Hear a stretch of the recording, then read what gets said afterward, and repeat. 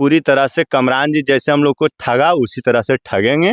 और कौशल कोई ऐसा गांव नहीं जहां प्रोफेसर केवी प्रसाद जी का काम नहीं है। खानदानी है, मेरा रजिस्ट्री है, ये मेरा यहाँ से खतियौनी है। क्या केवी जी के नाम?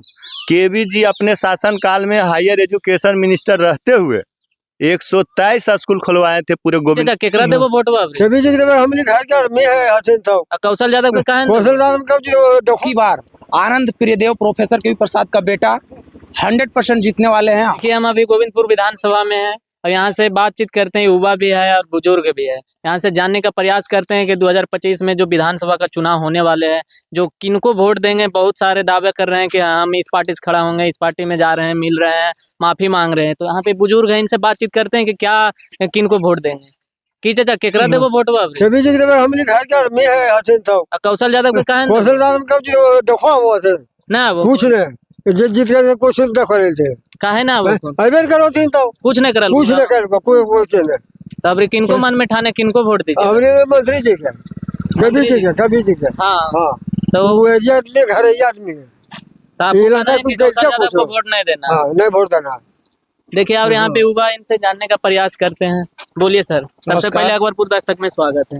धन्यवाद। और बहुत अच्छा लग रहा है कि आज हमारे मतलब गांव में आए हैं और हम लोग जो अभी जनता का जो सोच है वो कौशल और जो कमरान है उसके विपक्ष में होने वाले हैं। और अब की बार आनंद प्रियदेव प्रोफेसर केवी प्रसाद का बेटा 100% जीतने वाले हैं। हर एक युवा नेता इसका जो है खुलकर विरोध करने वाले हैं सभी का। और हम लोग ठान लिए हैं इस बार हम लोग का जो विधायक होगा, एमएलए होगा, वो आनंद प्रियदेव होगा। कौशल यादव क्यों नहीं? क्योंकि उस तरह से क्या है 45 साल राज करने के बाद भी जो काम हमारे प्रोफेसर केवी प्रसाद किए थे वो आज तक 45 साल में नहीं कर पाए थे।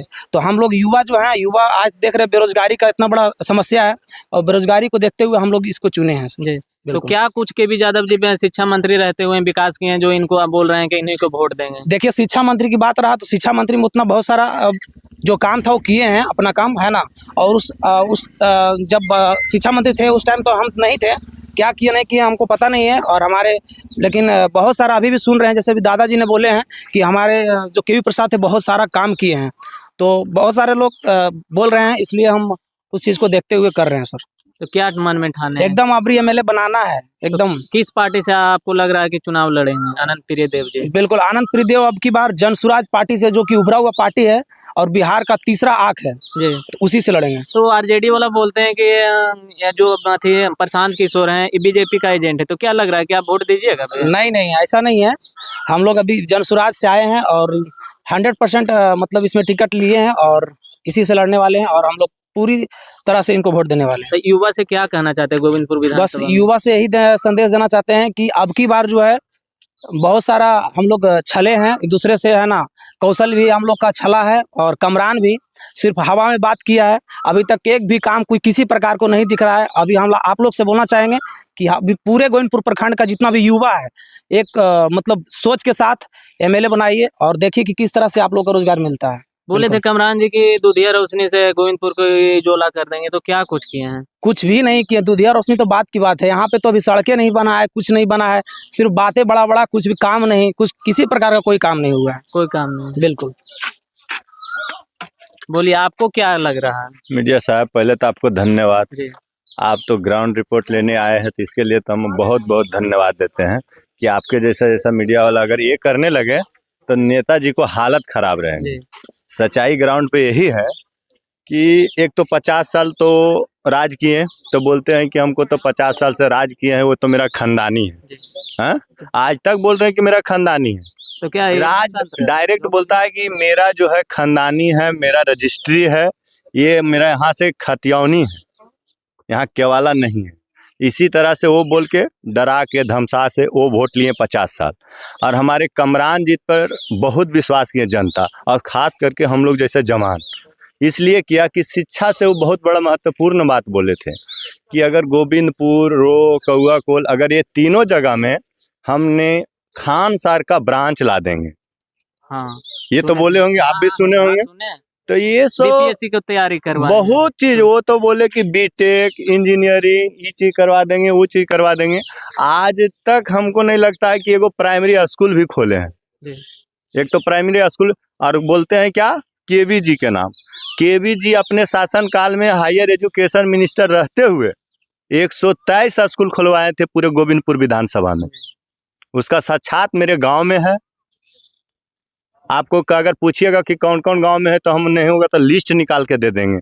और आपको कितना बताएं, अभी हम लोग जो है पूरी तरह से कमरान जी जैसे हम लोग को ठगा उसी तरह से ठगेंगे। और कौशल जी तो अब तो खत्म हो ही गए, और 50 साल राज किए तो वो राजतंत्र नहीं रहा।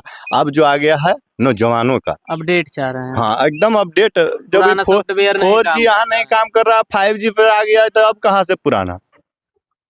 और क्या कुछ बोलिएगा जनता? और हम जनता के लिए यही अभी हाथ जोड़ कर प्रार्थना करते हैं कि हम लोग युवा शक्ति हैं, युवा से हम लोग एकदम डायरेक्ट युवा को ही चुनना है। अगर आनंद प्रिय देव से भी अच्छा कैंडिडेट मिले हम लोग तो उसी की तरह चले जाएंगे। लेकिन हम लोग को आनंद प्रिय देव जैसा पढ़े लिखे व्यक्ति ये तो नहीं न बोला कि हमने ये कर देंगे वो कर देंगे। आज उसका पिताजी इतना तो कहते हैं कि पूरे गोविंदपुर कोई ऐसा गांव नहीं जहां प्रोफेसर केवी प्रसाद जी का काम नहीं, बिना कमीशन करे काम उस नेता को केवी नाम। तो उसका बेटा ये सब गलत काम कभी नहीं करेंगे। अगर बाबूजी जमीन लिया है तो जमीन बेचता है तो जानते हो कितना हल्ला होता है। तो उसी तरह से ये अपने पिताजी का नाम नहीं बेचेंगे, ये तो गलत काम नहीं करेंगे। धन्यवाद। देखिए आप लोग का क्या राय है, कमेंट बॉक्स में बताइएगा और शेयर कीजिएगा। धन्यवाद।